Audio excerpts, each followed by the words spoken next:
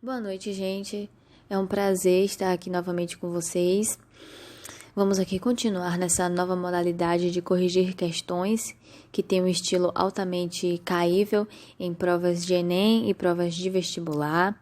Essas questões que às vezes têm uma pegadinha, questões que induzem você a ter um pensamento, mas na verdade ele quer saber se você tem domínio, né, do assunto. Então, sem mais delongas, vamos começar. Hoje aqui nós vamos ter mais 4 questões, 3 do Enem e eu peguei uma da UNEB, e que é um vestibular, enfim, muito famoso aqui pra gente da Bahia e muito concorrido também. É uma grande porta de entrada, né, para o ensino superior pra gente aqui, pra nós baianos. Começando pela questão 1, que é uma questão de 2017 do Enem, vem falando sobre 1948, a Declaração Universal dos Direitos Humanos, né, pela ONU, que foi justamente criada, como a data vem dizendo, né, 48, depois, né, da Segunda Guerra Mundial. E fala que a Unesco publicou estudos de cientistas de todo o mundo que desqualificaram as doutrinas racistas e demonstraram a unidade do gênero humano. Desde então, a maioria dos próprios cientistas europeus passou a reconhecer o caráter discriminatório da pretensa superioridade racial do homem branco e a condenar as aberrações cometidas em seu nome. Desde lá de trás, século XIX, lembra quando eu falei bastante da teoria de Darwin, né, da evolução, né, das espécies, que foi adaptada, né, de uma maneira bastante maliciosa para a questão do homem branco tendo superioridade, né, em relação às outras civilizações. Então, é justamente isso aí que ele quer que você volte e pegue. Então, a posição assumida pela Unesco em 48 foi motivada por acontecimentos então recentes, dentre os quais se destacava o A. Aí vocês já viram que a letra D é correta.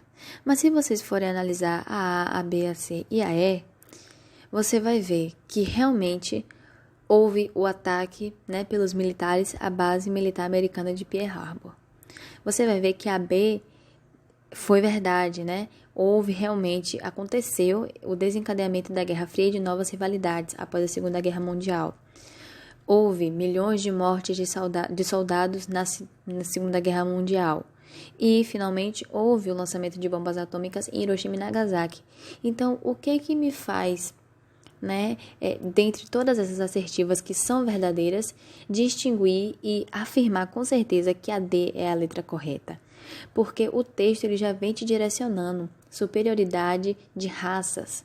E no que se baseava justamente, né, essa concentração, os campos de concentração nazistas? Justamente o fato de que quem não era ariano puro, filho, neto, né, de ariano, não era considerado gente, era considerado impureza, que devia ser eliminada. Igualmente, aquelas teorias, né, europeias anteriormente pregadas. Então, é aí que você tem que prestar atenção no texto que a questão te dá, porque ela te direciona aí para uma data e ela te direciona para uma linha de raciocínio. Então, como eu falei, todas as alternativas estão corretas, mas a dela se torna mais correta dentre todas porque ela bate com o direcionamento que a questão te deu lá em cima com o texto base. Tudo ok? Partindo para a questão 2, a gente tem outra questão do Enem de 2013. E essa questão aqui, ela é bem, assim, maldosa. Eu considero maldosa. Como eu falo para vocês, eu faço as questões. Eu fiz essas questões aqui antes de botar nesse material. E eu tive uma certa dificuldade. Eu marquei, mas não com tanta certeza. Mas eu marquei a letra B, que é a letra correta, como vocês estão vendo aí. Mas vamos ver o porquê disso.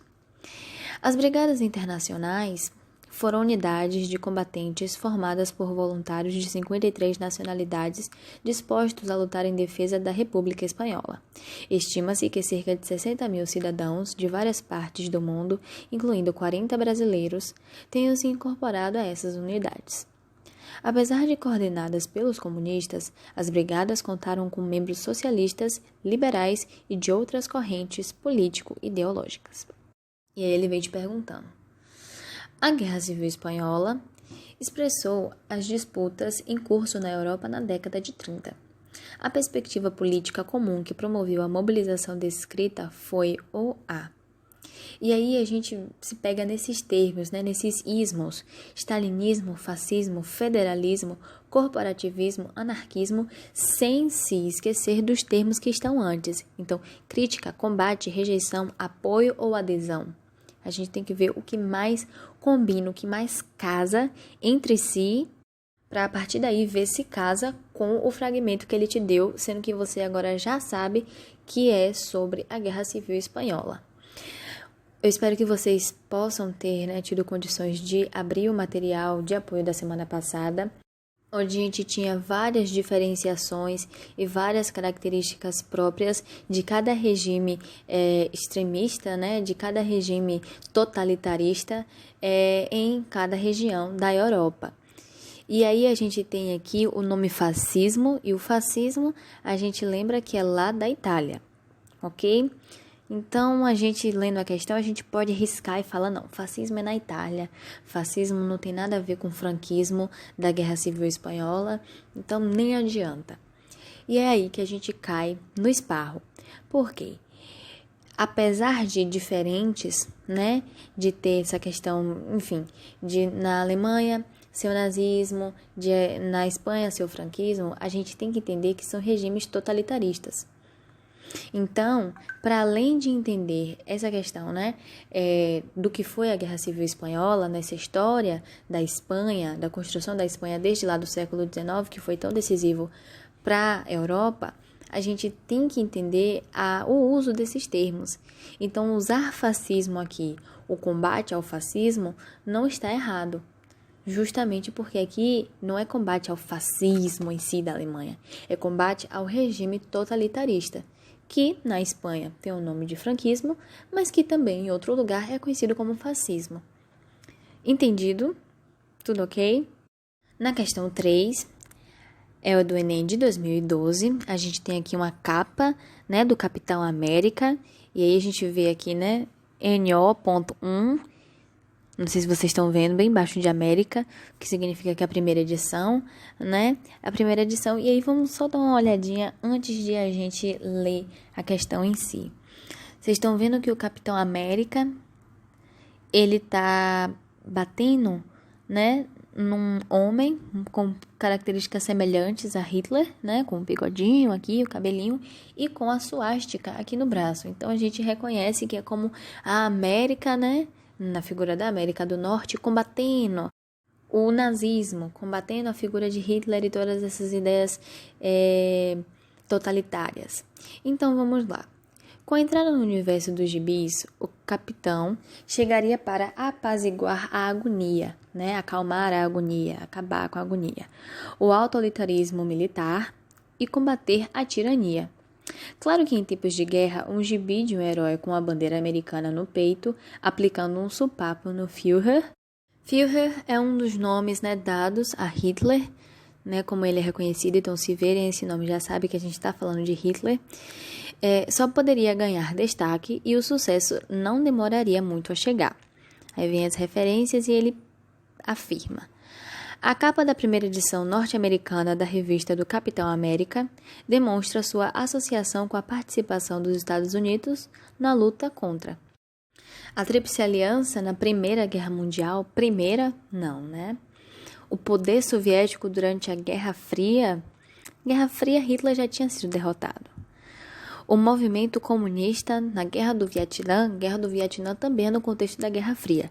Então, o movimento comunista ainda não é aí nesse momento. O terrorismo internacional após o 11 de setembro de 2001, não, né? 2001 é agora, foi ontem na história, e terrorismo não está ligado a Hitler, né? Não é nesse contexto. Então, aí a gente fica com a letra B como a correta, os regimes totalitários na Segunda Guerra Mundial. Tudo casa. Regime totalitário, nazismo, Segunda Guerra Mundial. Peguei para que vocês pudessem ver mas boa parte desse universo, né, que a gente tem hoje dos heróis, que a gente gosta, que a gente assiste, que a gente compra camisetas, enfim, artigos 1000 que existem hoje, boa parte deles vem de uma época onde esses símbolos, né, esses desenhos foram bastante usados para, né, enfim, Capitão América, então a América como um herói, me entende? Então vem muito desse contexto. E a última, para encerrar a nossa correção de hoje, da UNEB de 2017. Esse estilo de questão aqui é a cara da UNEB. É uma questão que vai envolver muito o seu repertório. Vai envolver muito a sua visão da história, né, da história geral e como você consegue aplicar isso. Aqui tem essa parte do conhecimento, mas como você aplica esse conhecimento? Ele quer ver isso. E aí ele pergunta: as políticas imperialistas e colonialistas do século XIX provocaram desdobramentos nas sociedades mundiais. A exemplo, ela fala do processo civilizatório imposto às sociedades africanas, que evoluíram do estágio de barbárie para o estágio de civilização, sob a influência da cultura branca, ocidental, hebraica cristã, e a gente sabe que não. Na verdade, a sociedade, né, africana, as sociedades africanas, a África é um continente, já tinham seus próprios estilos de civilização e com a chegada dessa influência da cultura branca, ocidental, hebraica, cristã, é que a gente tem hoje um continente extremamente explorado e extremamente pobre e desorganizado quando a gente toma em sua totalidade, né? A África não é só pobreza, mas a maior parte desse continente sofre ainda grandes consequências desse processo civilizatório. 2. Da universalização dos princípios da Declaração dos Direitos do Homem e do Cidadão de 1789, ok? Bate ali, com a Revolução Francesa. Então, ao garantir a aplicação dos princípios básicos da Revolução Francesa nas áreas coloniais, nas colônias que pertenciam à França, não, né? Eles queriam esses direitos do homem e do cidadão, mas enquanto lá na França, por exemplo, isso garantia a abolição da escravatura no território francês, em suas colônias, isso era fora de cogitação. Então, a gente descarta essa também. 4. Das lutas pela libertação nacional das colônias afroasiáticas com apoio da Alemanha nazista? Não, né? Não. E a 5ª, a política de isolamento dos Estados Unidos, que se isentou das disputas por mercado e da conquista por áreas de dominação imperialista, voltando-se para o seu desenvolvimento interno após a Guerra de Secessão. E aí a gente tem que se localizar na história e a gente tem que lembrar que a Guerra de Secessão foi um período para os Estados Unidos, né, para a América do Norte, na verdade, se organizar. Então, durante esse período aí, ok, até que a gente poderia dizer, né, que ele estava cuidando dessa questão interna, dessa organização, voltando, né, para o seu organizamento interno. Mas depois disso, após a Guerra de Secessão, ninguém mais segurou a América do Norte na figura dos Estados Unidos, que é essa superpotência em influência e em dinheiro e em tecnologia que a gente tem hoje no mundo.